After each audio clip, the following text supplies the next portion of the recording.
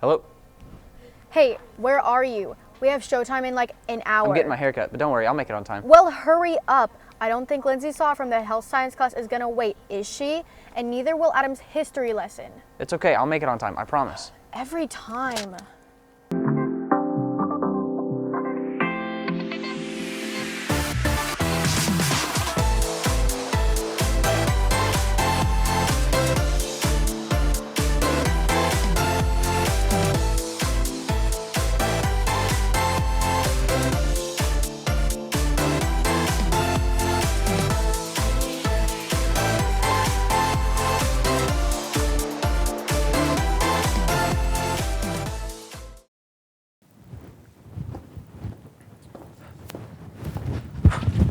Hello and welcome to Accidentally Live. Why are you always running late? I was getting a haircut, I told you that, and maybe I was playing with my Power Rangers. Who plays with Power Rangers anymore? Hey, don't judge me. I was just getting ready for the new Power Rangers movie coming out this week. Oh, that's really weird. Anyways, let's take a look at this week's entertainment segment, The Scope.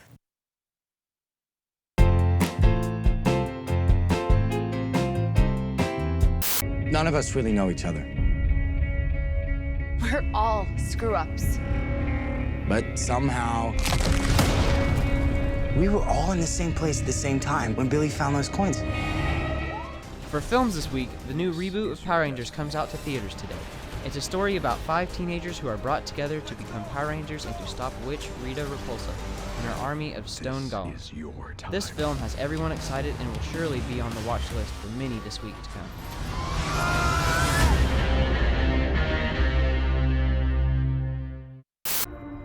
Savior. Monster. Guardian. Vigilante. In games, the long-awaited sequel to Injustice, Injustice 2, is on the horizon. Featuring the biggest roster of DC characters yet, the game will have a gear system that allows you to change both the looks and playstyles of your favorite superheroes. Injustice 2 is set to come out May 16th of this year.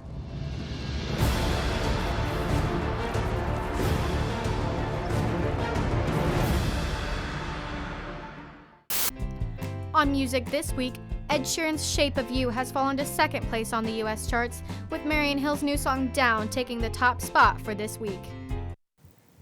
I can't wait for that movie to come out. Yeah, we can tell. Who's your favorite one, though? I really like the yellow one. He's all strong and manly. He really shows everyone who's boss and a real man's man, like almost like a soldier. You realize that the yellow one is a girl, right? Oh, well, girls can still be strong soldiers too.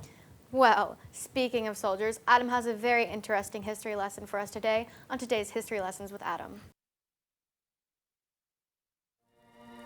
Oh, hi, I didn't see you there. Welcome back to History Lessons with Adam.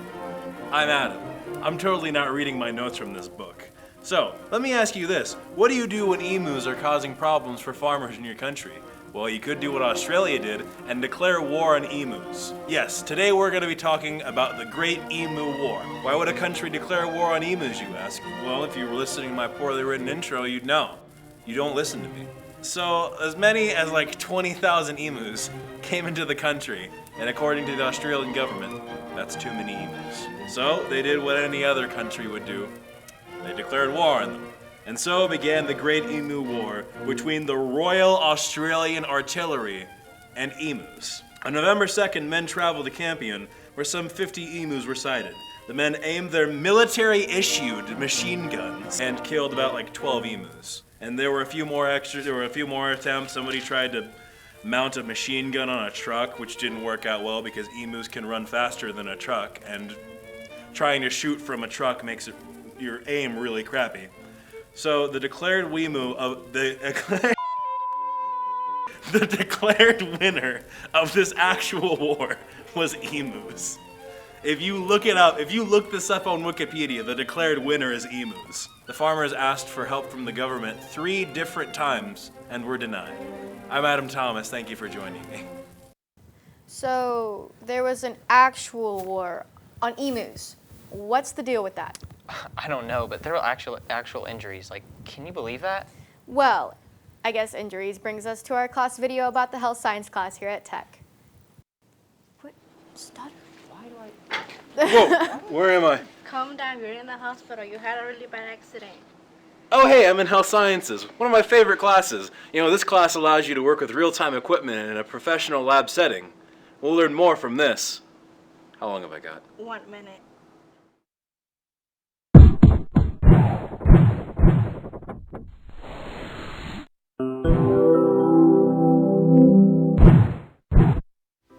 I'm in the Health Science Technology program. The program is like a foundational course, so you get all of your anatomy, all your medical terminology, all the things you need to know to like put you forward to next year.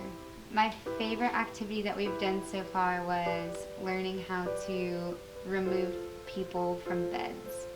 The CTSO for Health Science is HOSA, where you get to go to events like next week we're going to a leadership conference in Norman. From my program you get your CPR certification and you get your CNA. With what you learn from TEP you could really go into anything. You could go into nursing, you could be a doctor, you could be an occupational physical therapist. It's just really whatever you want to do. That class looks sick. Coming from the health science class, we have Island Hammer. Thank you for joining us, Island. So, Island, why did you choose this class? I chose to take this class to better myself in sports medicine. What do you think this job can, or what do you think taking tech is going to help get like in the field? This class brings me contacts into the field. What's the most interesting thing you've learned? I'd probably say veins and how far they go and how much they're bunched up in your body. Well, every week we have a game for our special guest, and since she's our special guest, we're going to play Never Have I Ever. So what we'll do is we'll put up 3 fingers, and we'll say something that we have not done ourselves, and if you have done it, then you put your finger down, and so on until the game, ends. So I'll start. I have never been in health science class. I have never driven motocross. I have never had an older sibling. I've never broken a bone. Okay. I have never been in a band. Okay. Well, thanks for coming to us today. And we're going to take a quick commercial break to Alyssa's Recycling PSA. A single wad of paper. It's so small it could barely leave an impact on the environment. So it's fine to throw it out into the field, right? I mean, after all, it's just one piece. But like most small things, they tend to add up. And that little piece of paper turns into a big environmental problem. Littering builds up. Don't add to the pile.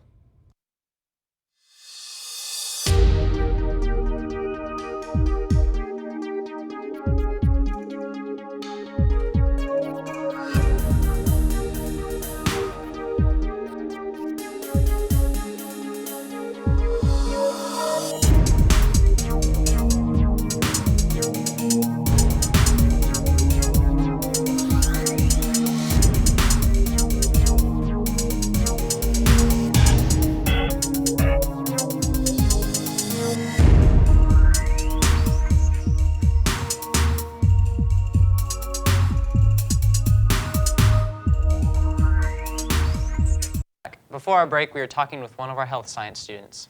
Yeah, I didn't know that there was such a cool class here at Tech. Yeah, there's a lot of cool stuff here at Tech. Did you hear about the Wildcat plane in the hangar? No, I didn't. Let's take a look at it.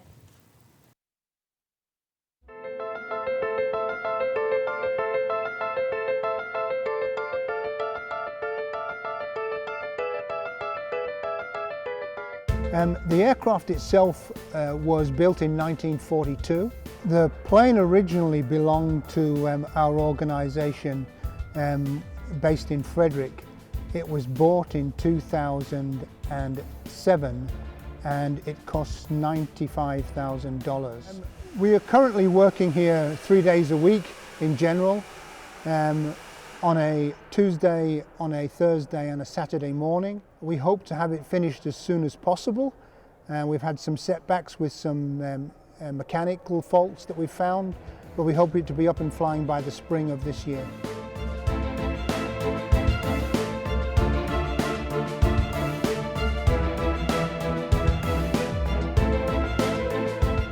plane, when it's up and running, we will be taking it to Frederick to operate a jump school. I started working with the organization in 2002, and the reason that I joined was because I believed in the goals of the organization, which was to remember and honor veterans of World War II in particular.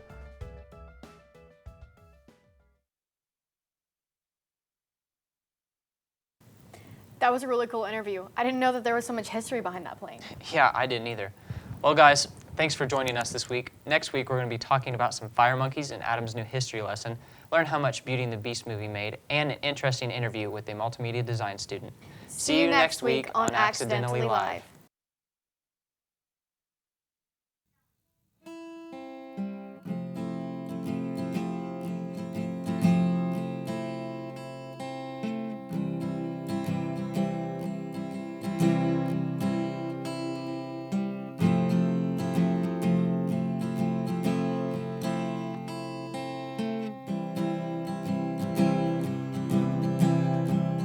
Winter is coming.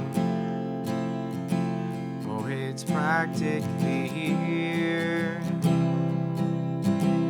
And for some, it's the greatest or the worst time of year. The gingerbread houses, and you can't feel your nose. How pretty is the hillside to me when it finally snows. Winter is coming. Oh, it's practically here. And for some it's the greatest or the worst time of wish you had someone who was keeping you warm when you ride out this weather or you weather the storm.